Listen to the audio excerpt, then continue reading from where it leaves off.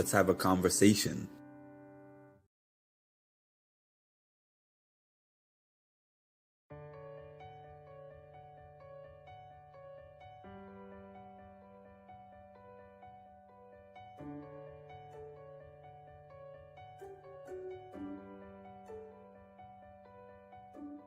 Thank you for having me on. It's always a pleasure to talk to you, and I'm sure I'll see you at one of these events again All soon. time, we got Mark with Mindful Reality Podcast, who I've been a guest on, and it was a blast. Thank you for having me, honestly, and I cannot wait to do it again. We're gonna do this again in the future. I just know it. I just know it.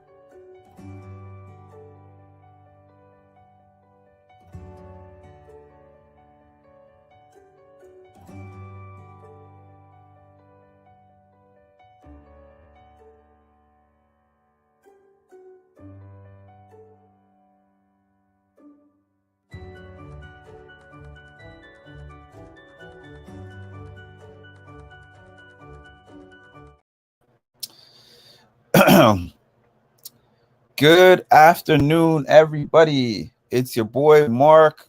It's a lazy Sunday. I'm going to be honest with y'all. I'm lazy today, but I wanted to hop on and catch up with you guys. I'm going to jump on after the episode. I think the episode is from 10 p.m. Eastern to 11 p.m. Eastern time. I'll jump on after that. You know, I've been having insomnia lately, so I'm sure I'm going to be up. I did say when the time changed, I'm like, man, I'm not sure if I'm going to stay up to recap Sunday's episodes, but it's going to be on a day-by-day basis. Today feels like a day that I'm going to be up. What's up, Nat? Oh no, there's only one person here. And again, I've been on for like 3 minutes. Let's see. I don't think there's going to be a ton of people on here at this point in time, though, because I know that something I have learned about the algorithms and everything is that there's typically only going to be tons and tons of people if something significant happens in the house.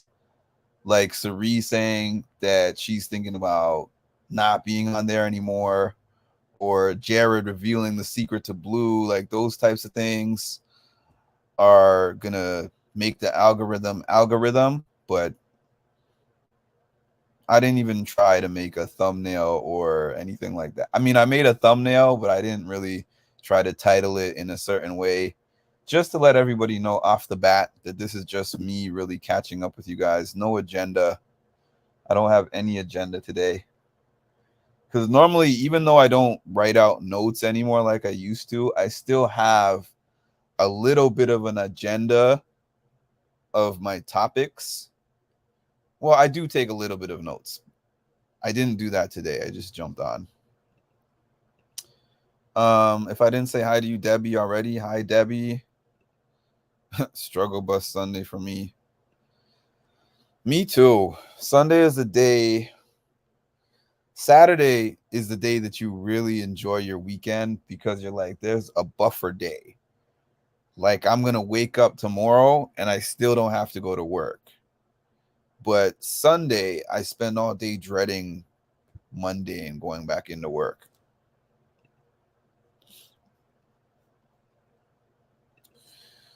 I'll be sure to keep you up, Mark. I'm an insomniac here too. So, since you were hiding that you were on my other page, Ma, you probably also know that last season I was hopping on and doing lives at 3 o'clock, 4 o'clock in the morning. Let me see. I've had myself a couple of drunk nights in Atlantic City. Went to 2 Chippendale shows in a row. Met Vinny G. Oh, he's still doing that? I knew he had. I knew I had seen that on the show that he was doing that, but I guess this is a part of his career now. Interesting.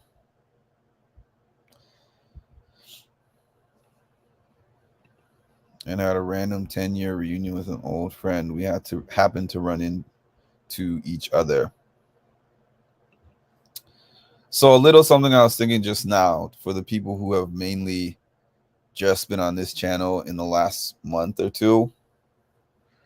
My intro, not the intro that has Sam and all those newer people on it, but my initial intro that's like, let's have a conversation. When I first started covering Big Brother, the people in my chat said that they liked my conversational style of coverage, where I come in there, I do bring the topics, but then I read everybody's comments and make it interactive. So when I realized that that was a thing, I started calling both my interviews with TV show people and also these chats, I call them live conversations with Mark. And half of the people that you see in that intro are not people from shows. The first person was my friend Wilda. I think she was one of the first interviews that I had ever done, period. Because I used to interview my family and friends. My sister is in the intro. My friend Omar is in the intro. Ayana was my first interview of a TV show person. I know that a lot of people might not know who she is, but Ayana is from Road Rules, and she also did, I think, 3 or 4 seasons of The Challenge. And she was on one of the more recent seasons of The Challenge All Stars that they started doing on Paramount. So, and I put Wes in there. So it's a mixture of them. And the music I actually got from Fiverr, if anyone knows anything about Fiverr. Yeah, I know. I don't know if I caught those. I slept better last year. I did not. I did not sleep good last year. I don't think I sleep good in general. And Big Brother does nothing to help my insomnia. Although this year, a lot less exciting things are going on at 2, 3 in the morning when I wake up. They're just talking about the same things over and over and over and over and over and over and over and over. I watched Jared talk to Felicia for hours in the morning. And I mean, it was interesting. They had this kind of church session where she was reading her Bible and saying that she wants to bring him back to the faith. And she had a worship session with him. And she said, I believe that you're going to stay because God wants you. He's not finished with you yet. You have more to do here, which I thought was a little odd just because as far as I knew, I thought that she still wanted Jared and Sari out. I don't know if something changed with her, but she was saying that now she thinks that Jag is a manipulator.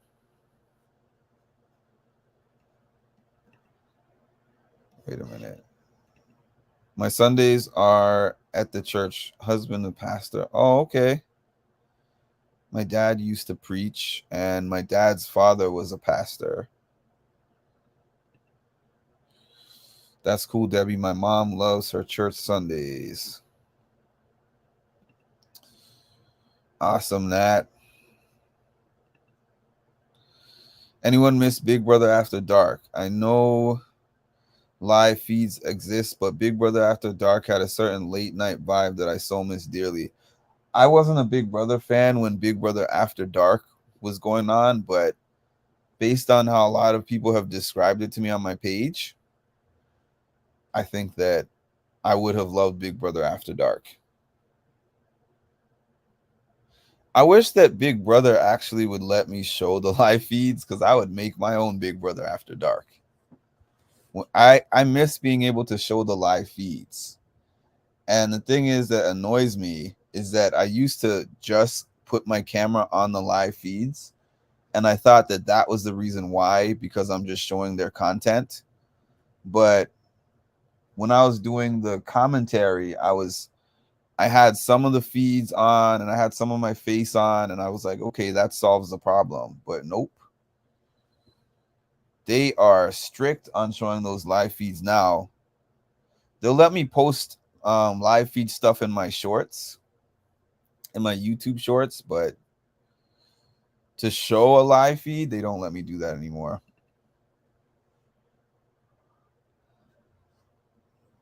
Yeah, YouTube terms of service are hardcore now. YouTube terms of service are hardcore. My page is still on a warning, so I was actually surprised that they monetized it. I didn't know they monetize pages that are on warnings. You can't play around with the live feeds. Nope. Definitely not. Nothing happened, Van Hoot. I'm just jumping on to catch up and have a casual chat. I know not a ton of people are going to jump on for this, but just something to do. Appreciate that. On this channel, I think I opened this channel in February, but it didn't really gain too much traction during the Big Brother off season. So, let's see. I think it took me about 6 weeks of really grinding for the page, which was less than last year. Yeah, we doubled. We more than doubled.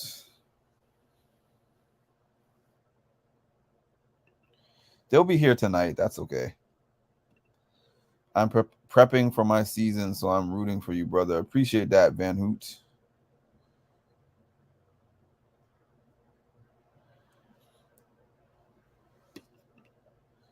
YouTube took down so many of my catch videos. Unless police are present, you can't have those videos anymore. And not all the time cops come to the scene. We go straight to detectives. What videos are those, Nat? Yeah, I know the basketball season is starting soon, Van Hoot. I'm excited for that, even though we have not really made any moves. But I'm still excited. Who started blaming Blue? Jared? He needs to watch this season back and realize he was goofy as hell. Are you talking about Jared? He does Chris Hansen videos. Look at my name. I catch bad men and prey on kids. He's blaming Blue? What is he saying about Blue? I know that I heard that he said that his game would be better if his mom wasn't there. And I'm like, nah. I'm like, well, I don't know. I guess he would have played a different game. But I think that his mom cleaned up a lot of his messes. Oh, you're talking about the conversation that he had with her when he came back in the house. I think a lot of what he does with Blue is emotional manipulation, but I don't think that he really knows that. If that makes any sense. There's some people who are masterminds where they're like, I'm going to talk to this person this way and make them think this thing to manipulate them into feeling a certain way and thinking that they're wrong. I really think that it's actually just narcissistic tendencies on his part.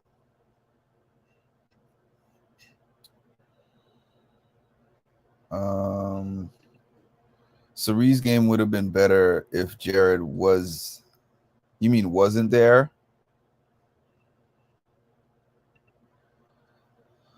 Mark, you're right. He is somewhat remedial.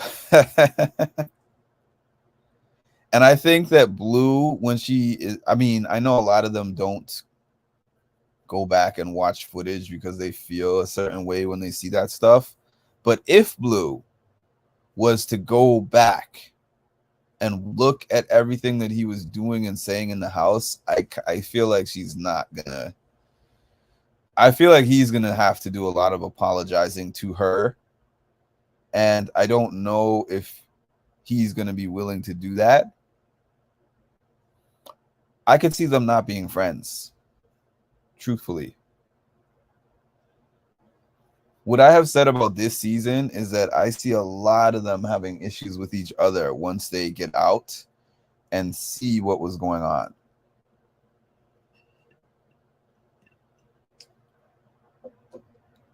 Yeah, because when she kept apologizing to him, I think that she feels like she has wronged him a lot and that he has wronged her a little bit. I genuinely believe her that she's kind of snowed on all the stuff that he was doing.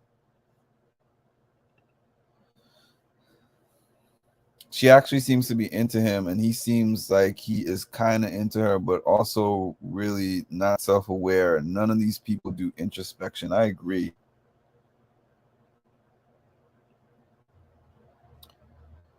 I definitely agree that they don't do introspection.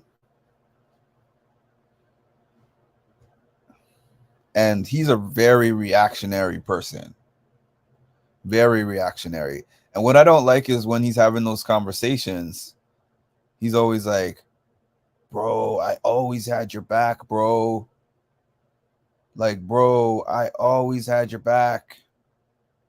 I never lied to you. I always brought everything to you. And it was like, no, because I remember when Sari was originally talking to him about Blue and telling him, you need to leave Blue alone. He was like, I'm willing to drop her at any time. It's not a real relationship. You know, I'm willing to cut her whenever. The only thing that I will give him when it comes to Blue was that early on moment when he was like, we need to get rid of Jag. They say hindsight is 2020, and I do think that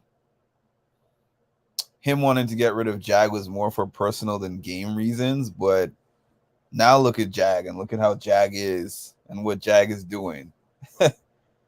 Jag being in the house does not benefit Sari and Jared at all at this point.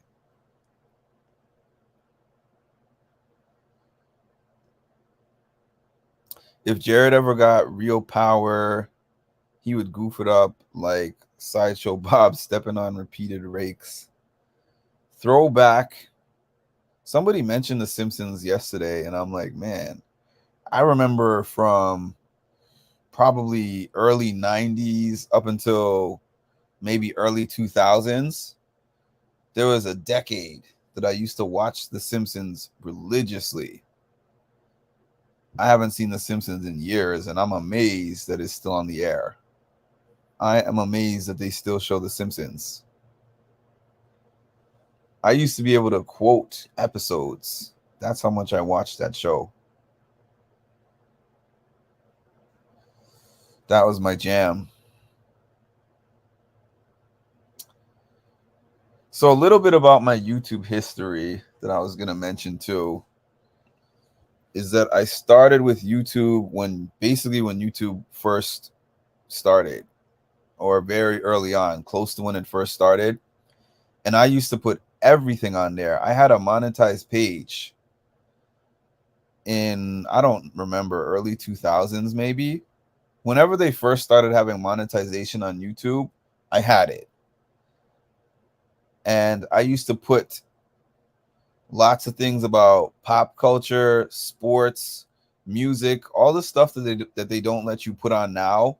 I used to put all that stuff. I didn't do lives. I don't even know if they had live as an option, but I barely put any videos of me on there at all. And I put videos of stuff going on with Kim Kardashian or things going on in the news. And my videos would have 50,000, 60,000, 100,000 views. I had millions and millions of views on that channel and made a lot of money on that channel. And then when they started with this YouTube partnership program thing and all the copyright stuff, they went back and just flagged the hell out of my channel. Flag. I kept getting notifications of all those old videos getting flagged. And then I was like, you know what? I guess I just can't succeed on YouTube anymore. And then I went through my mental health issues, and I was like, okay, maybe I can make a page that talks about all the struggles and trials I went through to get through my mental health issues. And that didn't gain any traction. So I'm like, man, is it impossible to succeed on this new YouTube partnership program thing? Let me see. When I say underrated, I mean because no one goes back or remembers it by comparison to back in the day. Oh, you're talking about The Simpsons, yeah.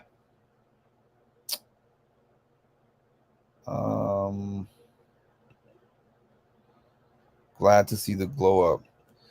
Yeah, so at the point when I started covering Big Brother, I had given up. I had honestly given up with YouTube and getting monetized on YouTube. What happened was, I've told this story multiple times before, but what happened was I uploaded some Taylor video of her eating some Lay's potato chips, and I was like, oh my goodness, this one little short 15-second clip or whatever it was, 30 seconds of Taylor eating potato chips is doing more numbers than 6 months worth of produced and edited videos on my page. So I'm like, well, man, maybe I should try to do Big Brother recaps and stuff and see how that goes. I did the Big Brother recaps. They were getting a pretty decent amount of views, but I was not getting too many subscribers.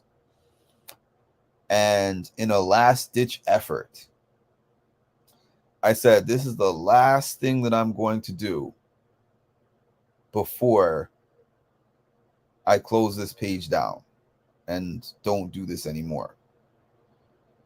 I'm going to try to go live.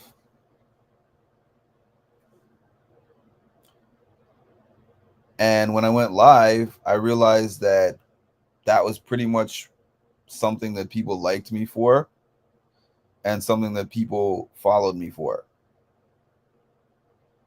And me now compared to me before, I'm kind of more on the let's go with what's working instead of let's keep doing the same thing over and over. If I find something that works, I'm willing to pivot and keep doing more of that thing, because we're always changing, we're always evolving in life. And things that could have worked for you a year ago, 2 years ago, 3 years ago, they might not work now because things change, the world's changed, the trends change.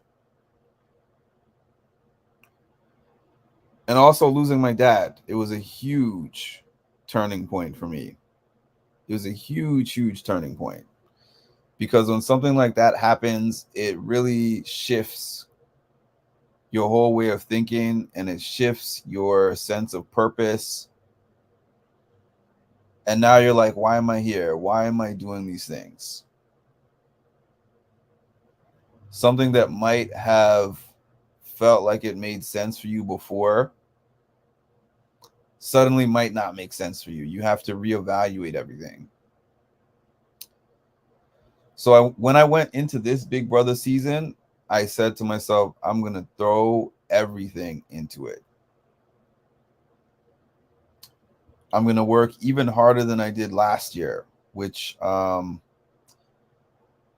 wouldn't say that I work harder than last year in a sense of last year I was so into writing down everything that happened in the episodes and writing down everything that happened in the live feeds. and sitting down with my notebook. Everyone who was on that page remembers I always used to be like, yo, check out my notebook. I have 6 pages of notes about the episode. I have 10 pages of notes about the live feeds. But I do more work in terms of it's actually harder to create the audience just by talking versus being able to show the live feeds, because a lot of people came on there because they were able to view the live feeds on my channel, and a lot of them said, I'm from Canada, Australia, Japan, Germany. I can't see the live feeds in my country. So you putting them on helps me see the live feeds. And when YouTube was like, you can't show the live feeds anymore, if you do that again, your channel could get taken, I was like, wow, that's the main way that I draw my audience in. What do I do now? Introspection is so important and tough for many to make time for. I hate having to reevaluate everything. I think it happens at least every, well, I can't even really give a time frame. Because sometimes things in your life go consistently for a long time. And that's what happened to me. Even my dad getting sick, I got used to the level that he was at. Can you do a recap of the live feeds, like a 5-minute recap at the start? You mean a recap where I'm showing the live clips of the live feeds and talking about it? I don't know. I mean, I would like to do that. I would like to be able to show, okay, scene 1, Jared was having this conversation with Felicia, and then I show like a minute of it, and then I say, okay, and then there was this conversation with Cameron. You know, like how I don't know if this was your idea, but like an Entertainment Tonight, that kind of format where they have somebody talking and then they show a little bit of the clips and then a little bit more talking and then a little bit more of the clips. I mean, something like that would be interesting to do. I don't know. I've been scared to test the waters with CBS, but I don't know. Maybe I'll do one. Maybe I might even try to do one like how some people do it with the pictures. Nah, even the audio they get you on, but maybe with pictures where I just show, okay, this is a picture of Blue and Cerise sitting down on the lawn chairs outside. And I'm like, this is what they were talking about at this time. And then, just visually to change things up a little bit.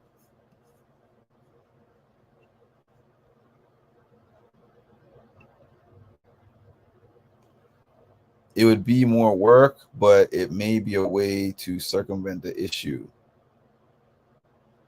If they would allow it, even if it's more work, if they would allow it, I would be willing to do it. It might be something worth looking into, but it might be something that I would have to try on my other channel because my other channel is not in warning status. So maybe I can test it on there or even create a different YouTube page to test it out on that can't get removed. I'd probably test it out on a non-monetized page because I do not want to risk losing my income. Not that this has given me a ton of income. In transparency with y'all, like Corey's favorite word, to be completely transparent. To be completely transparent, I put more money into this page than what I get out of it. I might have broken even at the most. I haven't actually balanced the books in that sense. My payments that I've received from YouTube versus what I put into YouTube. But what I mean is, as an example, I pay for this StreamYard that I'm streaming this on for you guys. I think the fee for this is $25 a month just to use this app that I stream on. The app that I do my thumbnails on, that I create for the page, is like $15 a month. So that's like $40 a month that I'm putting out into this page, right? When I receive super chats, super thanks, those kind of things, YouTube takes 30% of that. Somebody sends me $10, I receive $7. Somebody sends me $20, I receive $14. And then I think YouTube overall takes about 40% of your ad revenue. So whatever ad revenue you get, I think they take like 40% of that. So it takes a lot. It takes a lot to make us. I can say that after a year, because last year I was just figuring out everything with the numbers.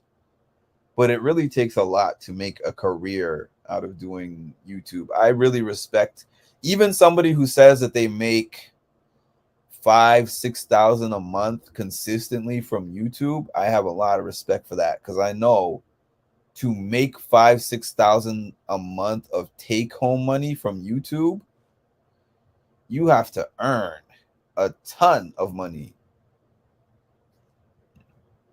Hey, Debbie, you haven't missed anything. I'm just basically, this is just a random live, no specific topic. To be completely transparent, I have a friend who has 9,000 subs and averages 1.5 and 1.5K average views, but dude has been grinding for 8-9 years. Yeah, I respect those people. I even see people who come off of Big Brother and try to make YouTube careers and try to make social media careers fail at it. I follow some of their pages and I look at their subs and I'm like, you know what's so interesting is that this person was so popular on their season. Then they got off and tried to be popular or tried to capitalize on the fame that they had during their season, but they don't have a lot of people following them. You know, even though I always say nowadays you don't have to win your show or you don't have to win your season of your show to generate a better career than what you were doing before, it is still a grind. There are still things to figure out. Something interesting about Alyssa. Yeah, we don't talk about that guy here. You guys might wonder why certain people I don't even address. It's just a standard of mine. Maybe a little bit after the season ends, I might talk about people like that I don't really care about. But after a while, I'm like, this person is not significant to me. So there's no need to give them a mention. And then there's the whole toxic BB community who will just sit there and wait, and you'll make a whole live. Like I'm sitting here talking about my life, my YouTube page. I'm talking about, you know, my mental health. And then somebody says that name and someone will be sitting there waiting just for that. Take that 20 seconds and put it on Reddit or something. Mark was hating on this guy.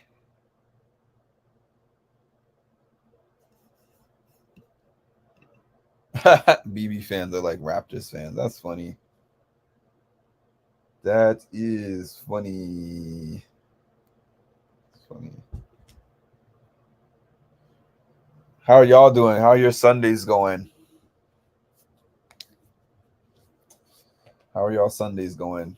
Anything interesting? Anything good? Sundays are always kind of an unwind day for me.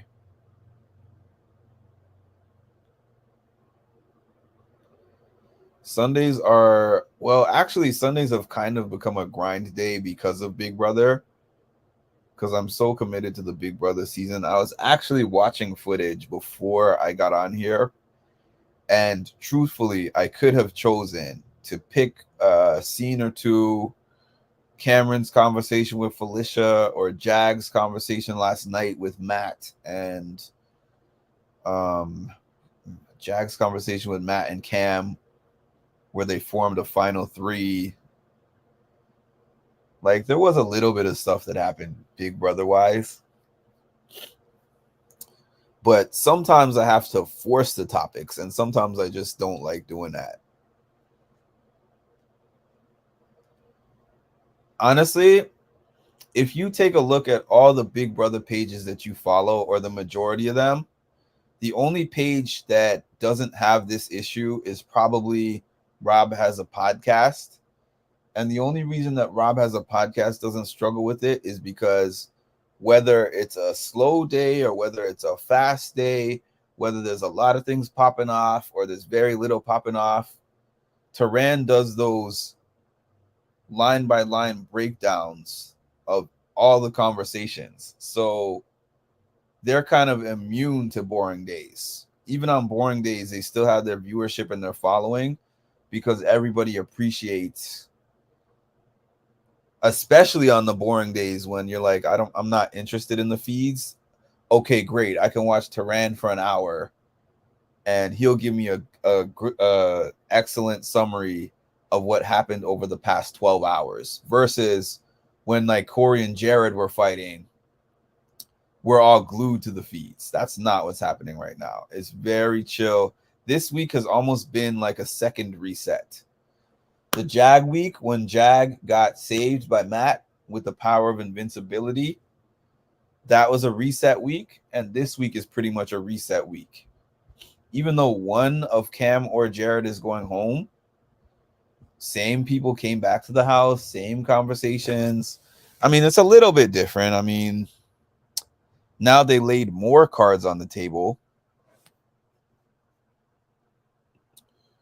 Literally nothing interesting. So I guess like us Philly fans, you're in Philly. Yo, you might have heard this story already too, Nat, but I'm telling it again regardless. I live in New York, and I have every year, I think almost every year, I think every single year except for perhaps the pandemic year when they were not allowing fans in, but every year except for that, I have been to a Toronto Raptors game against either the Brooklyn Nets or the New York Knicks, because those are the arenas that are here. And I haven't been to a Raptors game in Toronto in, I think 2011 was the last time I went to a Raptors game in Toronto. So it kind of, I watch my team when they play one of the local teams here. And I thought Madison Square Garden was as bad as it gets in terms of just fans being rough and ruthless and all that. But I would always go there in my Raptors gear, my Raptors jersey. People would make their comments, but it was not that bad. For the most part, we had a couple of people that said things that were a little crazy, but for the most part, it wasn't that bad going to Madison Square Garden. And the Brooklyn Nets arena had more Raptors fans than Nets fans at a time. When I went to Philly 2 years ago, I think it was now, for a playoff game, Philly, the Sixers against the Raptors. Went in there with my Raptors gear. I remember the first step that I took out of my car, somebody was like, "Is that a effing Siakam jersey? Oh, no, you didn't come over here to Philly in a Siakam jersey. We're going to have to remove that from you." That's not how they said it. They said it in a more threatening way, but that was the first thing just getting out of the car. I walked to the security to get checked in. The security person that's checking you in, or that's, you know, scanning you and making sure you don't have anything on you. Oh, you came to the wrong arena. Toronto is that way. It's like points out, like, you can't come in. We don't let Toronto fans in here. I remember I went to the bathroom. This is the first time my threat level or my feelings about what they were saying changed to, oh, these people, I might have to protect myself at this point.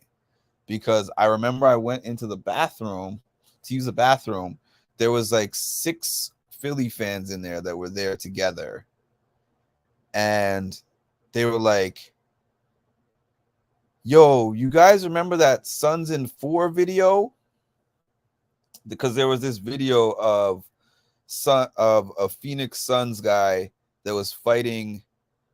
I forget the team they were playing, but it was in Phoenix, and he was fighting these guys that were fans of the other team. So basically, they said that they were gonna jump me in the bathroom, and I wasn't laughing. They were laughing. I was not laughing because I'm like, I have seen things happening in both the Philly football stadium and also in the basketball arena. So I was like, the rest of the night, I was on alert with all these things that these guys were saying to me. I've never been so uncomfortable at a sports game in my life. I had never been so uncomfortable. I have never been uncomfortable, period, at a sports arena until I went to that Philly game. And I don't know if I would ever go back. I really don't. It's a nice arena. I love it in the arena, but wow, these guys were threatening me all night. Hey, New Orleans lady, how's your Sunday going?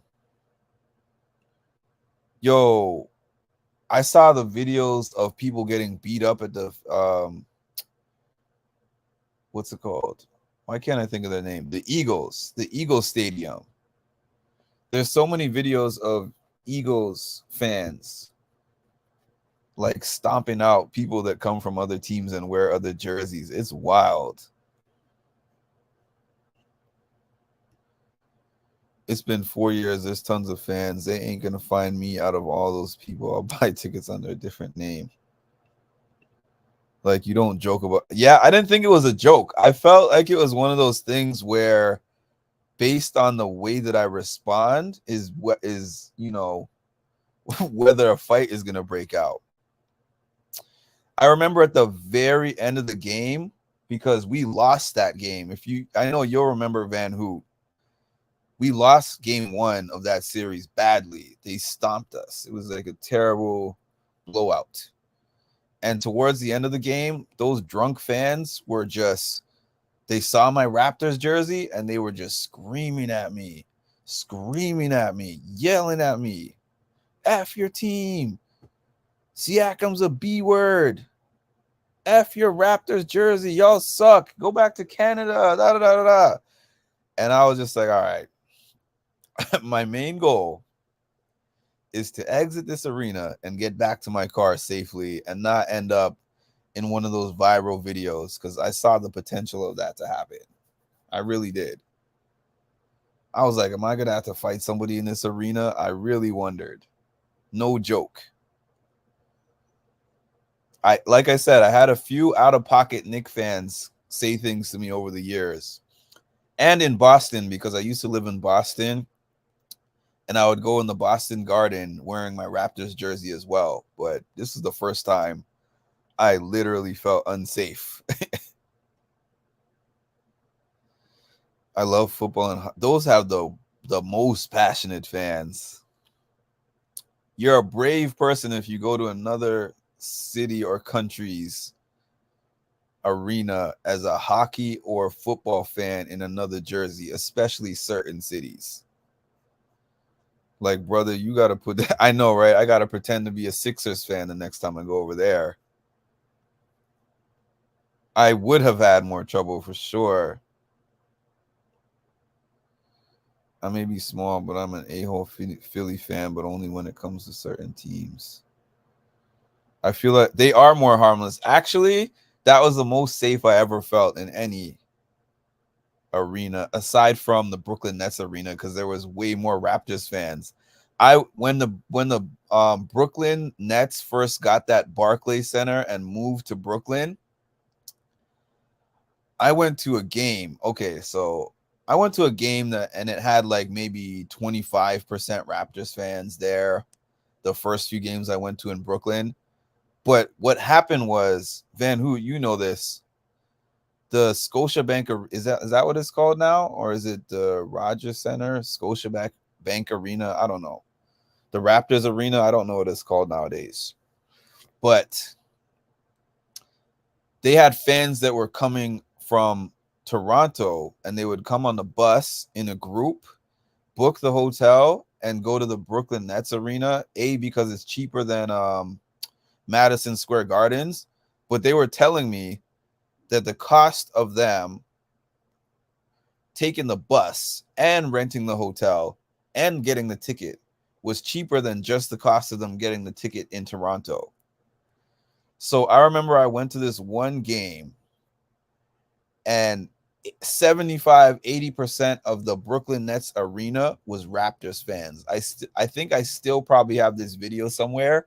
When they did the Canadian national anthem, everybody was singing, hands on their chest, word for word, knowing every word of the Canadian national anthem in the Brooklyn Nets arena. It was a sea of red jerseys in the arena, and it was like I was at a home game. The only thing that let me know it wasn't a home game was the Brooklyn Nets logo on the floor.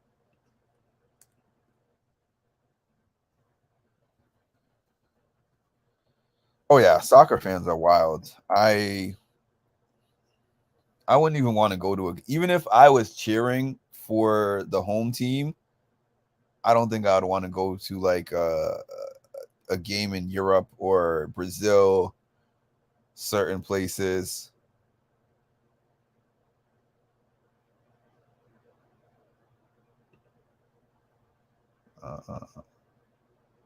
I still think of it as the Air Canada Center.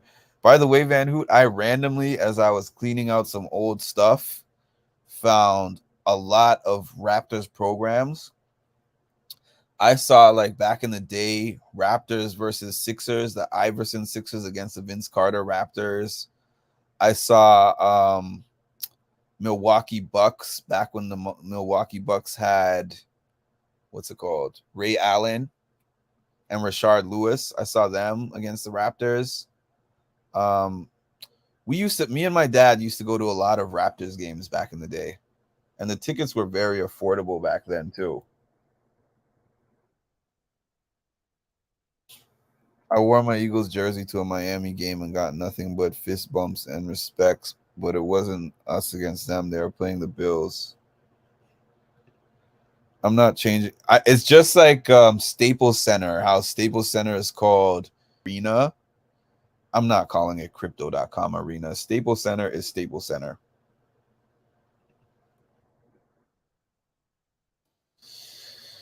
But all right, y'all. Thanks for indulging me on, this random Sunday.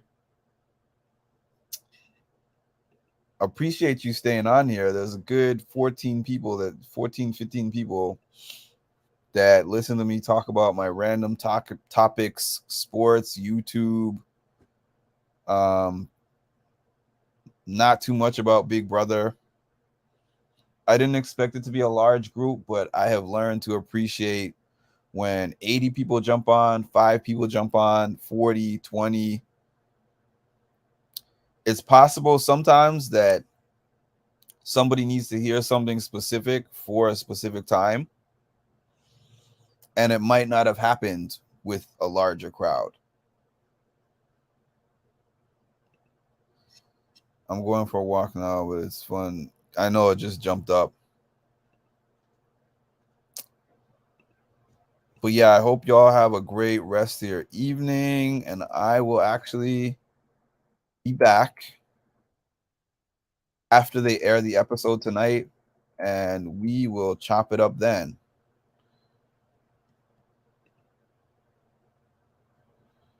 I mean, at least you can be confident that 3 people can carry a conversation. Oh, I would. You know what?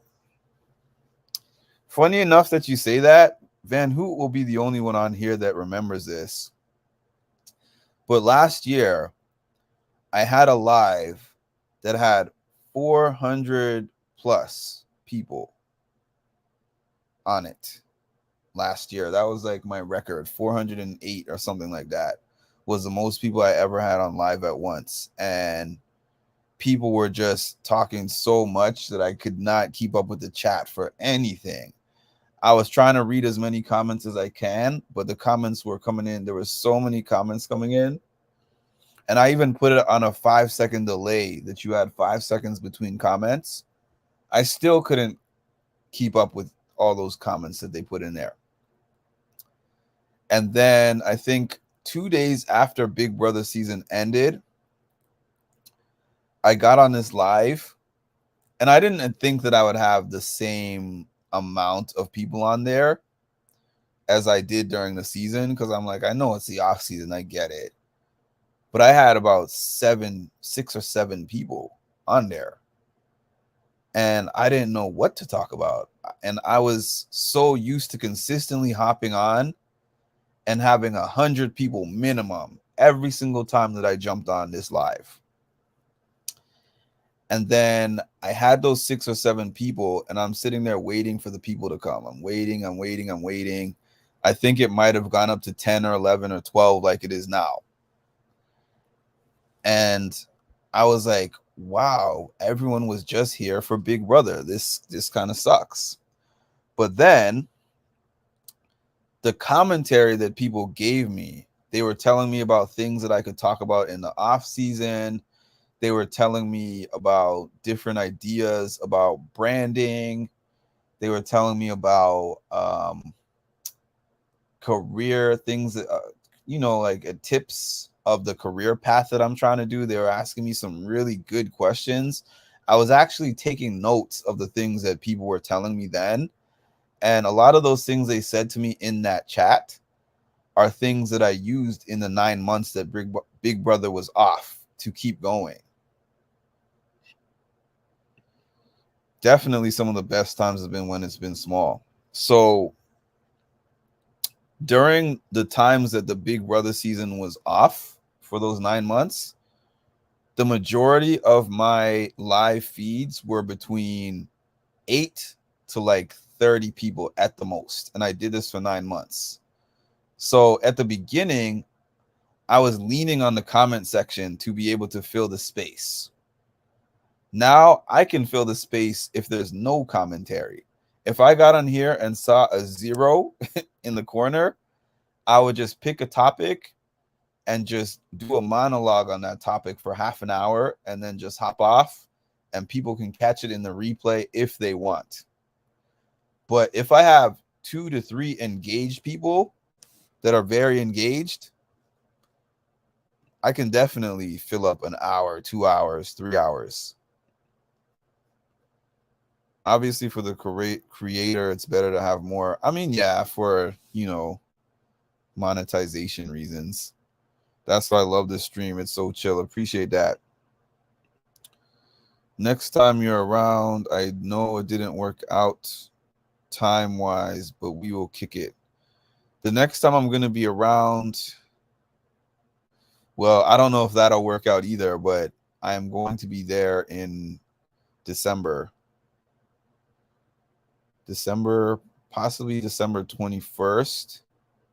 But I know it's like holiday time, so I don't know.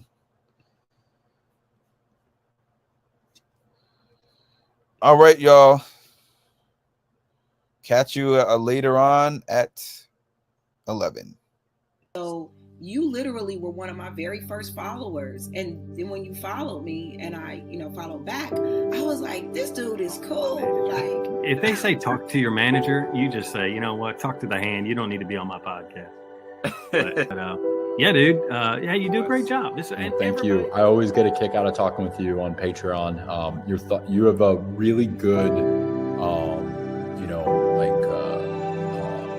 view on everything. that wasn't planned. You know what? Thank But you. I like this Canadian. I Well, like this one. well,